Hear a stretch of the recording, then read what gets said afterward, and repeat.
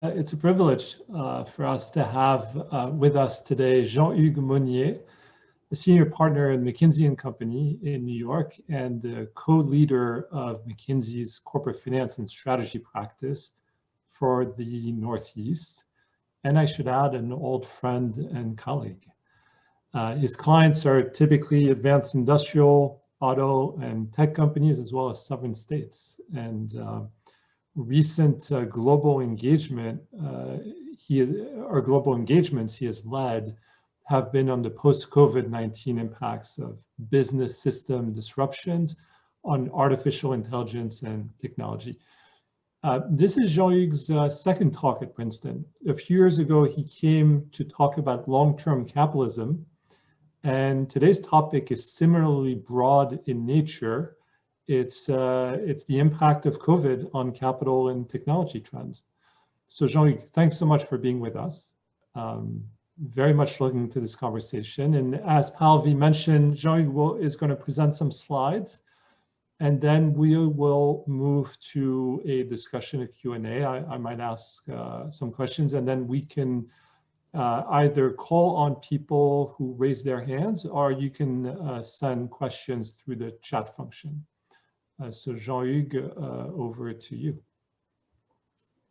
Merci, thank you so much, Professor Deswan and JC. It's great to be, I would say, back in Princeton, even if this is virtually. But as I was telling the colleagues, I have the feeling that at least on this part of the world, we are on the other side of the mountain. So can't wait to be physically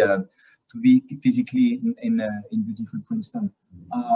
Listen, I just want to talk a little bit indeed about what we see, what I see regarding what COVID has brought us in terms of acceleration of trends. Listen, everybody has been telling that, at least for us in the US, this is a kind of a 1 year anniversary of COVID.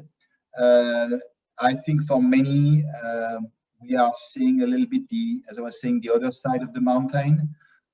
Which, by the way, is not the case for the rest of the world. You know, I was with one of my team in Brazil, and when I look at the situation there, I think they are not yet on that side of the mountain. But I think more about COVID, I want to talk a little bit about what this pandemic has done regarding, you know, some of the trends that were identified before the pandemic, and have, you know, to some extent exploded overall. So the first topic I would like to bring to you is this idea that we have had a shock that I would say none of us would basically remember, because if you look, for instance, at the distribution of GDP, total drawdown from previous peak, we were, you know, in Q2 of 2020 at minus 10%, which is something that was not a shock viewed. Neither during, you know, financial crisis, neither during, you know, recession. You need basically to be, you know, at the time of World War II to see something like that. And I want to bring that because of the magnitude of the shock. Because, as I say, we are now a year, you know, ago, and I think things went very, very fast. I think it's good to reflect that this has been, you know, quite a shock in the system. So that's a fact about, you know, where and how, you know, it has been impacted to that one. Another dimension I want to bring that has also been clear is the level of uncertainty that has come. So you can measure it, you know, using a little bit at some of the economic uncertainty. There are different metrics to look at that, but you see more or less, you know, that over the last, you know, 5 years, it was around 100, and we have been, as the first day of the stay-at-home order, you know, came in California, towards, you know, everything that happened last year, to the vaccine announcement, to something that was completely unusual in terms of overall situation. So I think this overall trends has been quite important in terms of the magnitude of the shock. But on the other hand, and I might come to that one, I think we are feeling collectively a little bit, as I say, on the other side of the mountain. And if I look at that chart, which is, you know, the vaccination, the number of shots in the arms about the US population, which is, by the way, once again, when I talk about the speed and the how things in terms of vaccine development have happened, I mean, few people will have predicted that we will be in this situation. I mean, right now, when that one was calculated, I think it was 30% of the US population that had at least one shot. I think we are now more than a third. And at current pace, we're going to be indeed in the range of 7 to 75 by mid-June. This is completely remarkable regarding the capacity to get, vaccine from the discovery lab to the arms. And then coming back to, your topics about finance, we are seeing also that the S&P 500 is reaching amazing new high. So you could say that's the distribution of the S&P over the last 5 years, that we had indeed a massive drop in terms of value, but we are above 4,000 right now, which is something that hasn't happened yet.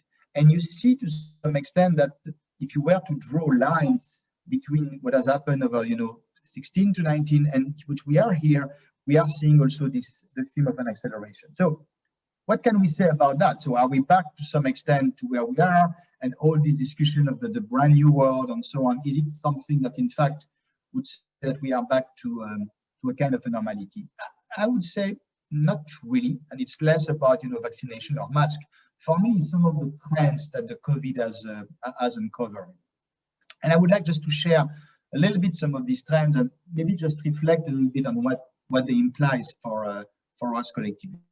I mean, first of all, and this is something that sometimes people miss regarding the stock market, is that the stock market, which is a good barometer of the value creation, is fundamentally different than what you could call the real economy. So if you look at the US GDP, and call it 100, you would say today that it's made of a couple of key buckets. I mean, the larger one, real estate and construction, professional and technical services, you had, healthcare services, hospital, and so on. But you would say that banks, insurance, pharma company, and technology are approximately 18% of that GDP. But if you move now to the market, and if you move to what the stock market represents and take the S&P 500, which is a good proxy to one there, well, you could say that approximately today, 56% of the market cap is made about technology company, pharmaceutical company, and as well as financial company. So first, observation is what we are capturing in the stock market is a little bit of a different, dimension that what the real economy is on that one. And as a point there is, if you look to where sectors have made comments, and we look here at economic profit, which is EVA, which is the way that a company has created market value minus the capital charge. You can see that you get a couple of top industries that can make massive gains. So once again, everybody was not treated at the same way, but on top of that, you see there is a couple of key industries that have captured the bigger. So that's one of the important trends during this COVID is we get few companies and few industries that were really on top of this distribution there. COVID for me has been a massive acceleration also of inequalities. I keep saying that to people, that it has been one of the most dramatic impact, especially in our country, on the minorities. And I will talk about two minorities, but many people have been affected. I want to talk about women. I mean, listen, my wife is a senior executive. She's a CEO of a company also, but she has been like many women senior executive on double duty or even on triple duty. And I think if you look, this is something that was presented in Davos, which I found quite interesting. On the left side is the number of hours spent by men and women on childcare, on homeschooling in a workday. Taking US, UK, and Germany, just to have less than, you see that there is a completely abnormal distribution on women. So what this pandemic has put is a huge pressure on women, because they had to deal, also with the homeschooling. They have to deal also with getting also some of the childcare on that one. And as a result, and this is on the right side, you have today 1 in 4 US women that have considered leaving the workforce or then shifting their career during the COVID. I mean, this is 25% of the US, women thinking, just to step out what they have been doing. And if you look a little bit at what people are feeling, all of my clients, CEOs, CXOs that are women, were really in this, super, difficult, things. And as a result, very few has been done in order, to reflect on this massive inequality and what it has been done on that. Another, inequality is on minorities. Listen, McKinsey has been doing a ton of work, as you know, not only on the vaccine distribution, but also been doing a lot of the work for the 3 states, the 3 governors in New Jersey, Connecticut, and New York. And we look at the impact of the pandemic on the minorities. And this is something you could say, well, if you look at unemployment is back. That's another reason to be back. Well, that may be true. But if you look and you double click on the numbers, you see a massively different picture. And I think what you had is pre-pandemic inequalities that have been exasperated by this one. If you look, for instance, at NYC unemployment rate by annual income, so you say below 30K, 30 to 50, the average of New York, and above 150K, you see that the people that have been the most impacted by the COVID and by unemployment are the ones which are, from the lowest bracket. Maybe not a surprise. You can say, well, there are jobs because the city hasn't reopened to tourists, jobs, in entertainment, in hospitality, and so on. But still, you realize that it has had, a completely, tough impact. And if you look at particularly of the distribution of that, workforce, you could say that the income group that has been impacted the most are the ones that are, non-white. So this pandemic has had the toughest impact. By the way, talking also of death and the toughest death, but if you look at unemployment, you could say that the people that were making about 150K are, haven't had, a massive change in terms of their overall, unemployment rate. And by the way, if you look today at the 401K or the value of their disposable income, it hasn't impacted that. So for me, it's really the story of an acceleration of inequality. Talk about women, here we talk about minorities. And then we talk to one of my topics, which is about education, school. Listen, I'm on the board of a school in East Harlem. And in East Harlem, jobs of the school is to get, some of the kids, high school, going to college. It has been a disaster. I mean, a disaster because remote learning, everybody feels that it's super tough to do in a crowded apartment when the bandwidth is not great, with, the difficulty sometimes to be focused when all of us, have been on these Zoom calls. But we did many research and many survey on how people are feeling versus, their equivalent to an in-person learning. And guess what? We are seeing that the school, of course, the ones that are not doing in-person learning are beyond in terms of ranking rating. But the school with more than 50% students of colors are the one massively feeling better. Okay, it's only New York City, and maybe some other story. But for me, this is another point that the COVID has, creating something that has in fact, exploded, a little bit some of this, for me, completely unfair situation there. And I will come later, I don't think our society could sustain such an inequality. And that's a legitimate question for us to ask to what that could be. So now let's look back to our stock market, because we are in a finance, section with Professor Buswan.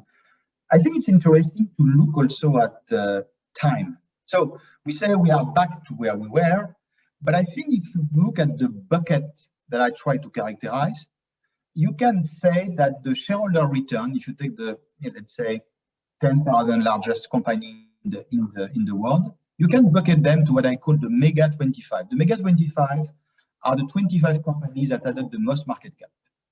Then you can look, aside from them, at high tech, medical equipment, electronics, everyone else, and then I will say the sector that have been the most impacted by COVID: oil and gas, banking, travel, aerospace, and so on. So if you look basically to what happened in March, end of March, everybody was having a decline.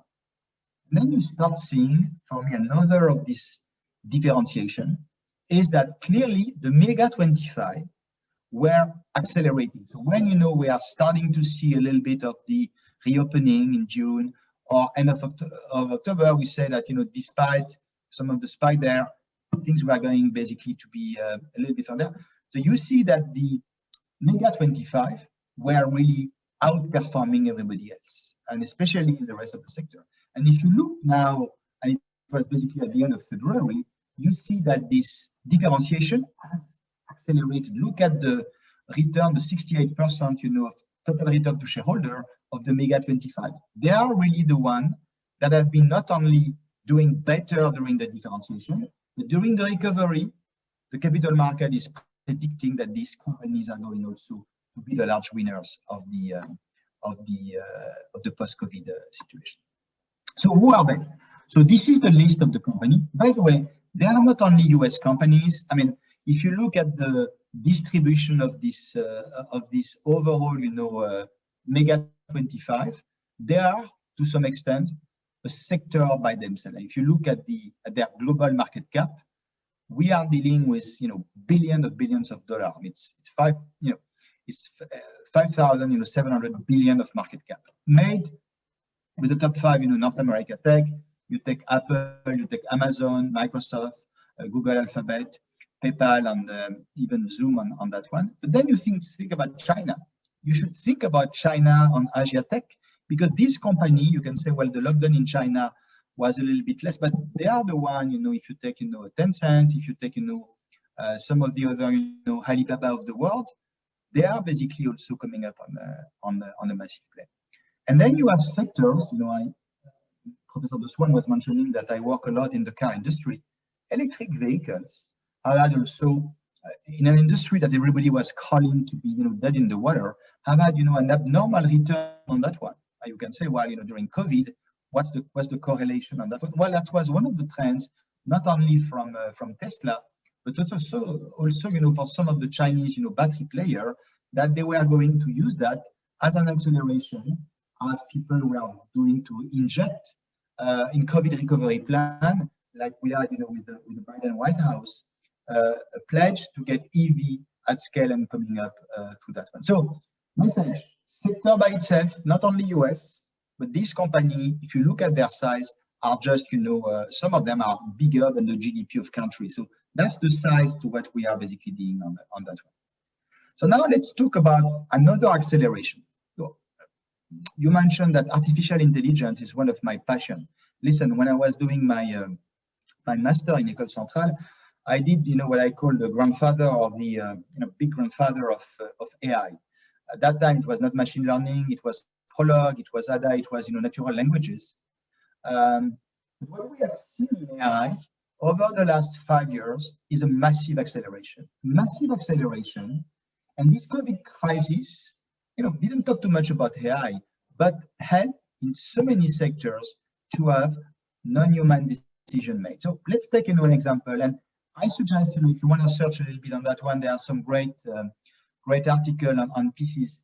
GPT-3 is one natural language that OpenAI is a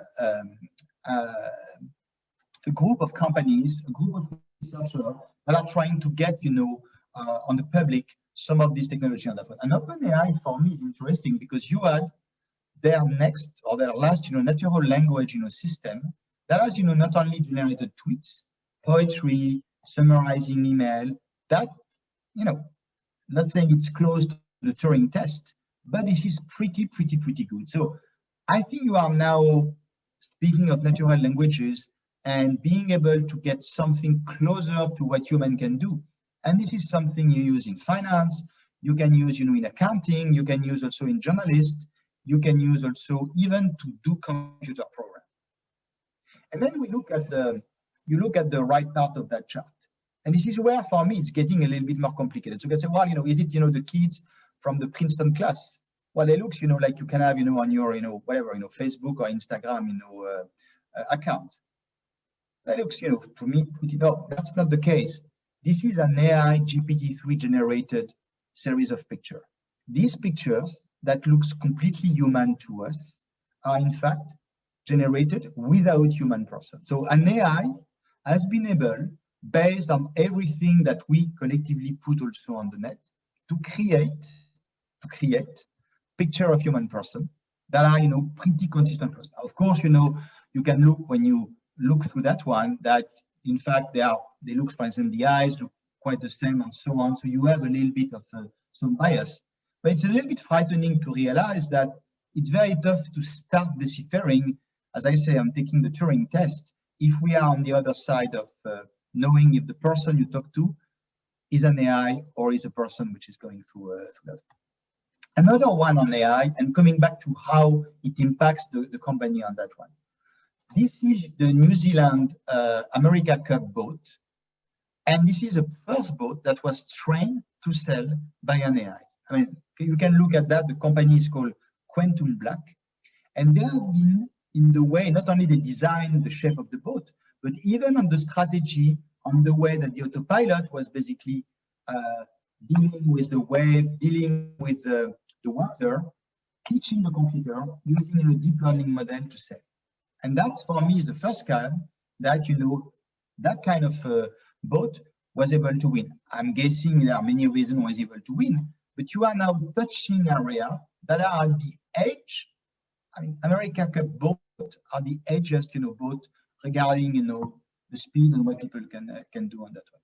And on the right side is one of my passion of mine is the colleagues of DeepMind. DeepMind is a society in London which has a passion for AI. They have been done 5 years ago because for the first time, I don't know if you guys play Go, but you know that in the game of Go, there are more, combination than atom in the universe. That's a number everybody has. So it was clear that no one would be able, on the computer way, on the programming way, to get to a level using traditional methodology that would be close to what chess computer could do. But as you know, 5 years ago, AlphaGo, which is the name of the AI system, was able to beat the best human player in Go, Licedo. I mean, we know that it was 5 years ago.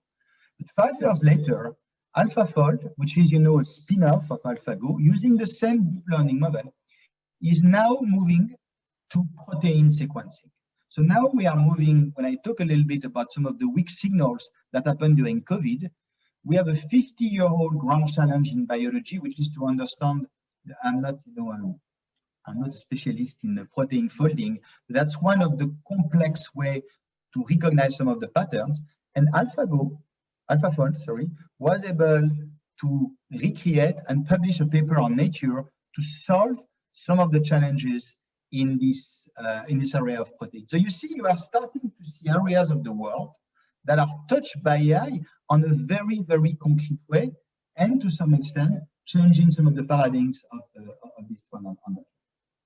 So now let me talk about some of the acceleration. And another argument to say that, in fact, I don't know if the market get it right, but if you look to the company that we discussed, the mega 20 or 25, biotech, pharmaceutical, and so on, but if you look basically at what has been over the last 10 years, their economic profit or the value that they created, well, there is quite a good correlation of what has happened, over, this percent, this percentage. So in a way, these companies that were, in the ready to go in the starting block were in fact investing and getting ready for this, acceleration of the trend. So in fact, I'm saying that it's not really surprising. What is surprising for us, and I say that also with my McKinsey hat, is the speed and the way it's going to stay for many years. So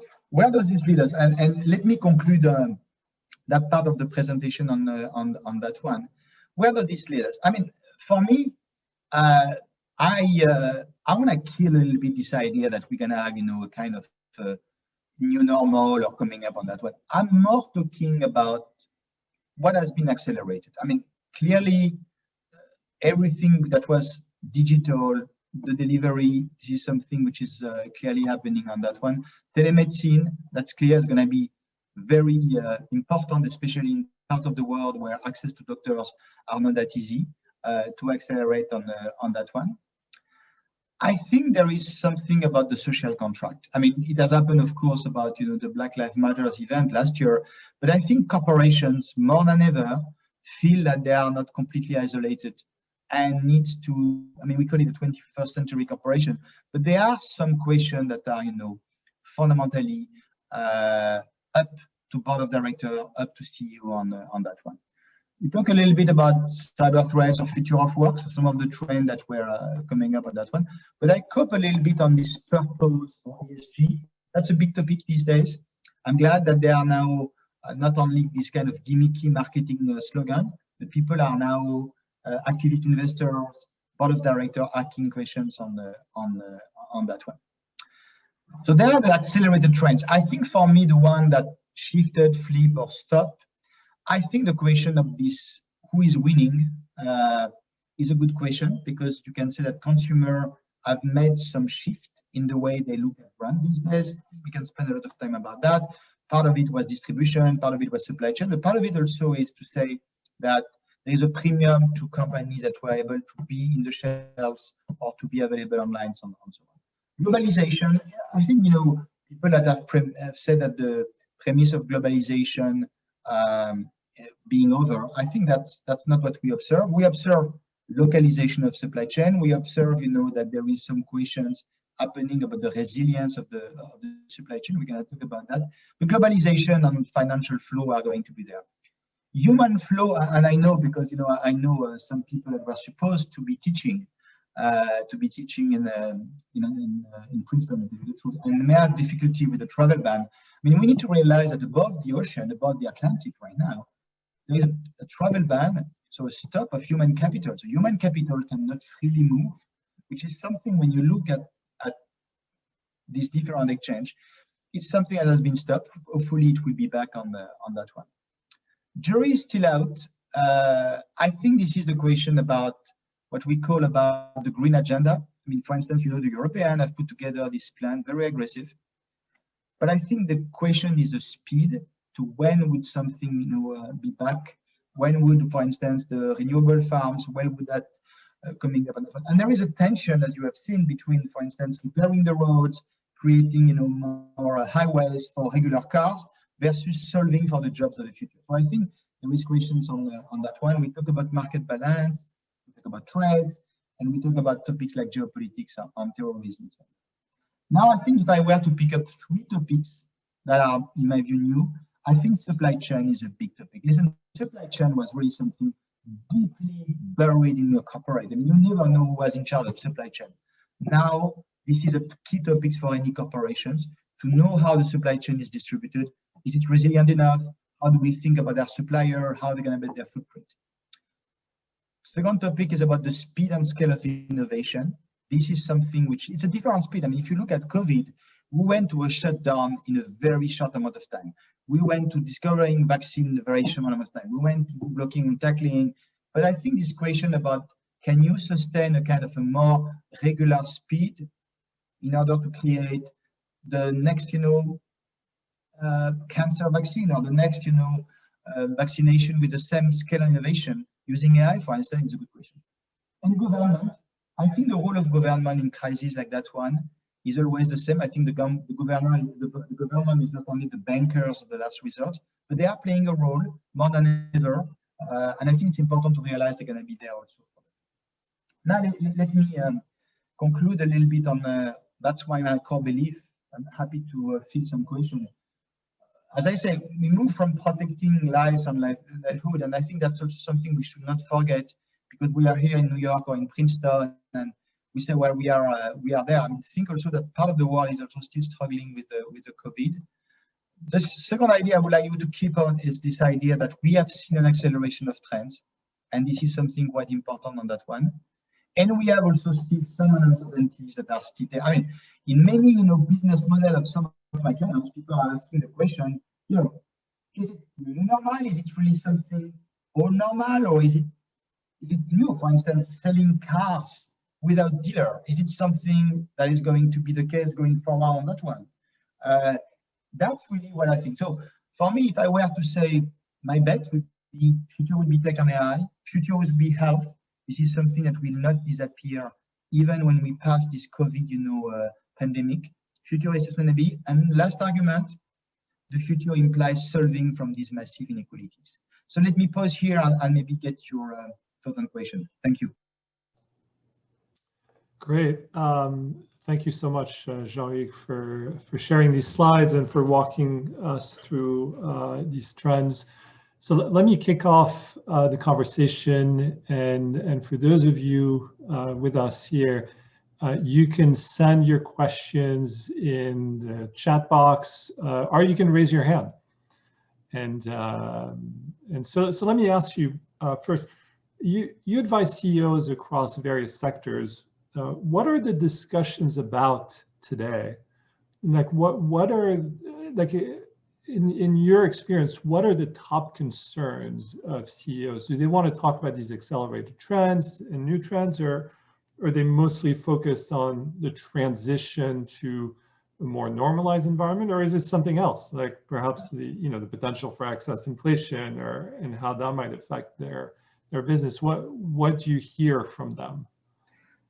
So I think that's a good question, and I think the story may be a little bit different to where you are. So for instance, if you are a US-based company or a Brazilian-based company, today the story would be a little bit different. But let's take US, China, and maybe Europe. I think I come back to my speed question. I think everybody would say we enter, all of us, at the same pace into COVID. We shut down, we protect our employees. But now we feel that some people will be able to exit faster than the competition. So I think there is a real question to, by the way, during 1 year, have my management team, my team exhausted, because COVID has also had a little bit of an exhaustion from what I understand. But it seems that it's going to accelerate because we want to differentiate ourselves. So there is the first question about everybody enter the same. How do we separate ourselves from the competition on that one?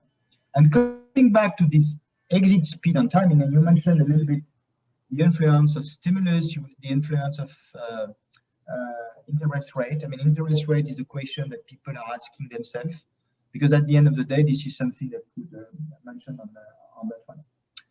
If I take another big bucket, is tech and AI. I mean, we talk about tech and AI, but how do you get that into a business where I know it has been insular quite from some of these changes, or to some extent they knew a little bit the digital operation. But how do you basically do that? It's not your CIO or the IT department. It could be a completely different business model. Listen, I have one of the chief executive of one of the largest banks here in New York, and he says, we are going to get a fundamental business unit that will be doing this kind of disruption in AI and digital at the banks. Meaning we cannot treat them into the business because this is not working. Because people, our traditional organization are going to that one. So how do we process tech in the strategy is a good question. And the last one I will take is on ESG. And what we are seeing from investors, I mean, people are now flooding hundreds of KPIs to ESG, which I think for me is nuts. I mean, you can guess everybody and their brother coming up with new ideas to call it, PIMCO, call it CalPERS. We want, these new metrics to look at. And you, Mr. CEO, you should be cautious about this 10 parameters. And if you add that to the New York pension fund, to CalPERS, this is starting to be a lot. So I agree you should not only maximize shareholder value, but there need to be a little bit of, what about this avalanche of KPIs? What do I do about them? And is there a way to do a triage and to link that at the end of the day to the sustainability of the company? So that's what I'm hearing from them, right? Yeah, and I mean, it's an interesting point about ESG, because of course it's taken the investment world by storm, and as we all know, there's growing concern about greenwashing, and there's been a huge amount of concern around what KPIs, what metrics to focus on, although we've seen some convergence in recent months, finally. And in your interactions with CEOs, do you see a true evolution towards more ESG compliance in the facts, in their actions, but also in the spirit? Or do you see it more as they're pressured to do something about it and they're going to do something about it, but it's not really something that they truly believe in, and it's almost more of a constraint for them than anything else? So my sense is we have passed the, oh, it's a constraint, we just basically need to check the box, and we will basically be okay. And have, for instance, the head of communication dealing with ESG. I see more and more ESG being part of the strategy. Listen, I serve one of the largest car maker in the world, and the CEO would have basically defined a strategic plan as a clear communication to investor about its ESG strategy. But it has to do with questions not only about electric vehicle, it has to do about circular economy. Circular economy, when we are talking about supply chain, is a fundamental way to rethink about the way you produce. So for me, the moment ESG is starting to move into the business decision system, is starting to move also to what I call the making sure that people understand, why they purchase these items, why they design something like that one, how they make it. The question I will have is some sectors, if you take, for instance, oil, if you take energy and so on, I think there are some economic dimensions. So for instance, you are not going to say, I'm going to shut down every carbon-based investment. If you take on the investor lens, I advise also some of the pension funds. They have a massive issue, which is mechanically the underfunded status of pension funds. It's a dirty secret, sadly enough, but many pension funds all around the country have massive liabilities. So if you look at the two dimensions, which is, the return and what I call, the ESG or some of this, how do you get both of them? At the end of the day, come back to KPIs, but the KPIs from some of these investment funds. Listen, it's fine when you have a celebrated CEO making letter or statement, but if you go into that investment fund, how do you compensate your N-1 or N-2? Are they going to be rewarded by return, or are they going to be rewarded on something else? And at the end of the day, in our system, if you don't have these hard metrics and hard view, you're going to start having some tough conversation. But as I say, compared to even 5 years ago, the trend is there because people are really trying to make that a strategic asset. But I'm not naive. As I say, some of the speed of the transformation may take more time. Great. All right. Let me go to a question from Liu here in the chat box. With the money flood, dry powder in the private equity world will increase dramatically. Will this result in increasing the size of the private equity industry as more active deal transactions and high asset value in the coming years, but lower return on investment expected in the future? Do you have a view on the private equity industry? Yeah, so can I make some comments? But when you talk about capital, I mean, if you look at my Mega 25, the amount, first of all, the amount of capital is available. So we are also looking in the publicly traded world in massive corporations. And the reason I mentioned that is if you get the market cap at this level, privately owned company, if they want to compete, even in their one, will have also to attract capital on that front. I see the PE growing. I see indeed, McKinsey right now, we are doing approximately 20-25% of our work in private equity or in investment related topics. But I think you need to look a little bit again at the granularity of the growth. I mean, there are some sectors these days where private owned money could be the right reason to do, for instance, restructuring, or to do, for instance, to do some of these transition. You mentioned the trends of having, people asking for guidance. I mean, many companies, for instance, have stopped guidance. Why? Because during COVID, it was borderline impossible to predict when things were going to reopen, when the earnings would be. And when you look at private equity, people sometimes say, well, if we were not a publicly traded company, then we can do that strategy. When we can accept the write-off, you can accept that reallocation of capital. So I'm not saying that, in fact, private equity will grow, but on top, the good practices of private equity, which is, at the end of the day, I'm convinced that shareholder return are linked to return on capital and organic growth. And to generate this return on capital, short-term EPS or short-term earnings don't really matter. And I think if people can get the good practice of private equity applying to a publicly traded company, and you can get the better part, the better part of the world. That's my sense. Doesn't answer the precise growth, but that's what we have on that one. Great, thanks. Please send your questions through the chat box or raise your hand. Let me ask you a question about one of the slides that you went through, or a couple of the slides on inequality in the corporate sector. You highlighted specifically gender and racial inequality. And this has been a topic for a very long time. And in fact, I remember helping lead a study at McKinsey 20 years ago on for one of the investment banks to help them improve their diversity. And it was an issue there then, and it's still very much an issue now. Do you see the pandemic as simply an accelerator of that trend, or is it also a real milestone pushing corporates to rethink the issue and to try to find new solutions? What are you seeing?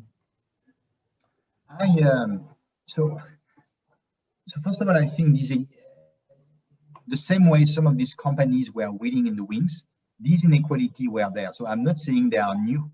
The distribution of wealth, the fact that women, are doing an abnormal amount of work, or the fact that for non-white population you get a distribution intermediation, they were there. I feel, and it's not only the pandemic, but also what happened in our country with the Black Lives Matter, is people have started to look at the data. Listen, I will take McKinsey. McKinsey, we are struggling with electing our African American partner and senior partner. We have been struggling, and I can tell you, I've been trying to do it. I've been doing recruiting, trying to attract more colleagues and so on. And we know precisely that it's tough. By the way, it's tough to go McKinsey partner, and it's tough to get in that path. But for me, what I think this pandemic has done is people were looking at the data. So I take an example. When I arrived in this country 22 years ago, we had, I think, 7 African American CEO of an S&P 500 company. 7. Okay. Where are we right now? According to my account, we are 3 or 4. So in fact, we went backward. We went backward. And I keep telling to people, it's fine to have generic statements, but what are you doing to grow the next CEO in your company? And for me, we had the same, and I take the analogy for a woman CEO. The issue for MBN, CEO is you need to be in a position to be appointed by the board as the next CEO. So you need to be either a head of a business unit, you need to be a CFO and so on there. So very concrete way is make sure you get, for instance, training to turbocharge these, talented African American or talented, brand colleagues to reach that one. As I said, McKinsey to some extent is struggling to get that. What we have been doing is doing on a completely pro bono basis training program. So we have, this training program that we do for executives, but we had, for instance, either retired chief executive or people that says, hey, listen, let me talk to you to what I've done. This is what can go on. And listen, it's just starting. But I don't think when we talk about inequalities, our collective society could work if we have this completely unbalanced representation of the society.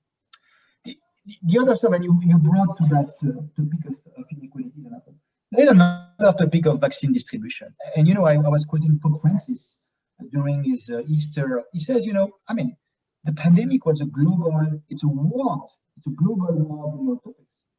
And you could say that they are part of the one. I was talking about Brazil. I was with a team in Brazil that they are struggling to get vaccine distribution. If I were to do purely capital allocation based on needs, I would say send all the vaccine to the people in Brazil, because this is where the situation is there. On the other hand, you could say if you don't have capital allocated to R&D, to research and allocation, you may not have get the Pfizer, or the Moderna, or the J&J of the world. So you have a little bit of the tension is, can you create a world which is gonna be still a little bit more equal, but without breaking down the law of market economy? Listen, I haven't found a perfect solution, but I feel we are at least a little bit more aware. I don't think people can go back to say, hey, now we are back, S&P is there, we are, going to back to our back. I think this kind of real, I would say, pocket of inequality, pocket of situation that are, as human beings, completely unacceptable, is something that will not be found that way. Great. All right. Let me go to a couple questions that have come in here. One from Mufti Naeem Hamed. Given that the central banks of many nation states have driven capital into markets across many bands, across various sectors, what strategic changes have boards and C-level individuals considered making in human capital development, i.e. re-architecting the existing workforce given the structural nature of changes to various economic sectors? It's a very good question, and I think it's this question that when we talk about future of work and the human capital, when talking to my AlphaGo and my AI, AlphaGo or AlphaFold was able to learn very quickly. I mean, if you look to the development of AlphaGo, you have an AI system that has been able to learn and to change itself. I mean, if you guys go on YouTube, there is a very good movie, and if you like, go about the story of AlphaGo and how they were able to get there. Human person, it's a little bit more complicated. So, listen, McKinsey has done a ton of diagnostic working with governors, with private and public sector. President Macron has set up this Tech for Good summit. In future of work, I mean, we have done a ton of analysis. My biggest frustration is we have not done anything to change what you said, that paradigm. So in other way, we know that the jobs are going to require to train people. By the way, when I was in college, or when I was 30 or 40, if I had to learn a completely different level of skills, yeah, maybe I would have been to do it. But people are not complete. They are not AI model. Human being, just learning new skill, learning new possibility is something massively disruptive for an individual. I mean, just imagine for us when we were in a lockdown, the stress. Just imagine, for instance, if someone were going to tell you, bad luck, your work is not going to be completely irrelevant. So you have to go back to learn completely new skills and new topics on that one.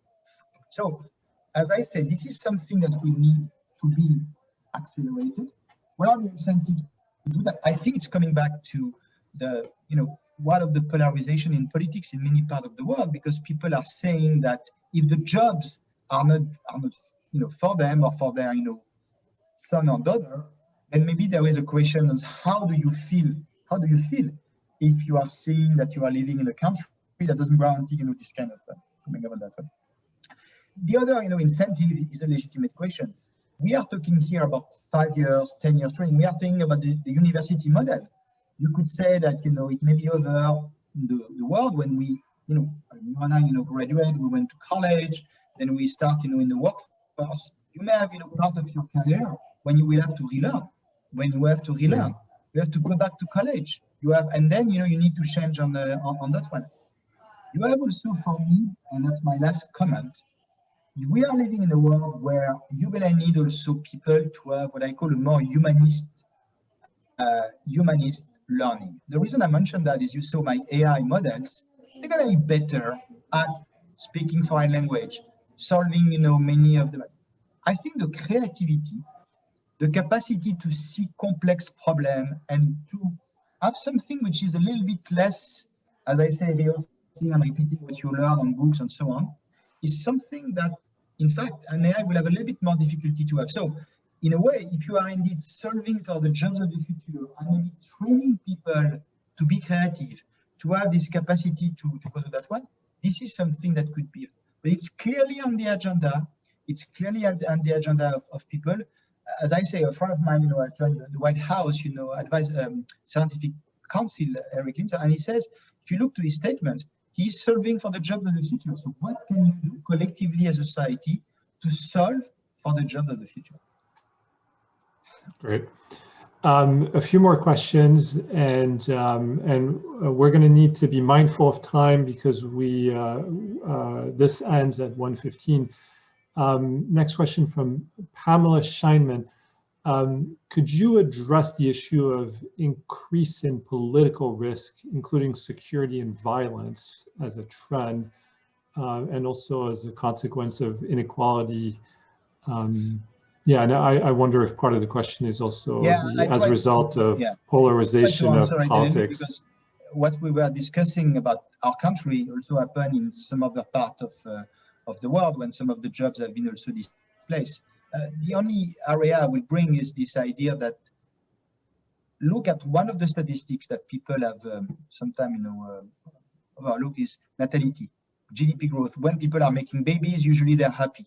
And that's for me is a joke I gave, but when you have aging population, then you are raising the question about also this kind of sustainability of that dimension. So it's an issue also for government that they need not only to keep people happy, but also to come up on that. So maybe that's the answer. Okay. Next one, Pallavi, perhaps you can ask your question. Sure. Thank you, JC.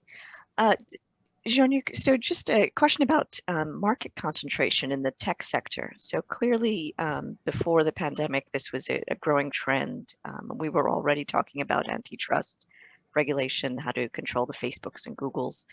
And how do you see the pandemic affecting this trend? Is it going to make it worse, or do you see some scope for increased competition going forward? Thank you. Thank you.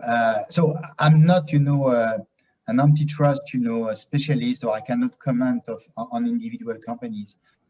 I see the trend that I discussed to you is more that some of these big guys were getting bigger. And I think for me, I'm not talking only about antitrust. I'm talking also how do you manage these large companies? How do you manage a company which is suddenly of that size? And listen, I wrote a piece maybe a decade ago called The Curse of the Fortunate Few, The Curse of the Fortunate Few. And it says basically that when you are too big, when you are starting to wonder if you can get the management team, if you can get the bandwidth, if you can get the processes just to deal with that. So that doesn't answer the antitrust question. But I think the moment you're becoming too big, it's very, very complicated to make it as smooth as it was in the prior world. I see also that when you talk about the role of government, there are indeed some questions that government are asking. I mean, you saw that on election, you saw that also to what happened in China, for instance. People are asking questions about the size of the sector. By the way, it's not a new concept. If you look to what has happened, a century ago with Standard Oil and so on, there were already people questioning if you can get this large size on that one. I mean, the question of tech company situation will require to go for that, but for me, I think it may come by the company themselves that says, listen, it's fine, but I think we are getting a little bit too big, and maybe that's not very sustainable on the way to generate, shareholder return or to move to that. Great. We have another question from Mufti Naeem Hamed. From an international political economy perspective, how are boards and C-level folks building and empowering their heads of public policy to understand the deeper economic challenges facing a locale and how it may impact production of goods, supply chain, and access restrictions to markets? That's a very good question, because it's not only, I would say, the public policy group, but also the board of directors. I've seen now a board of directors, I mean, the same way that we have an audit committee, they have also, I mean, at least I know 2 companies that have started to do that, is they have at the board level, across the key geographies, a kind of a risk and public policy discussion about some of the trends that they are monitoring.